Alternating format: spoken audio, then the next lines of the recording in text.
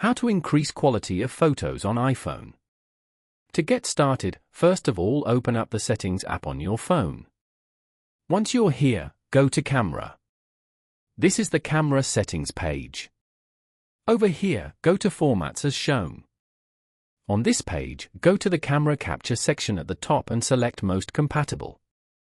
Most Compatible will always use JPEG/H.264Z. Then, go to the Photo Capture section and tap on Photo Mode.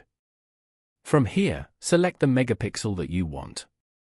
For example, 24 MP. A photo will be approximately 4.8 megabytes at 24 MP. After that, go to the Composition section and turn on the grid switch. Following these steps, you can easily increase quality of photos on iPhone. Thank you for watching.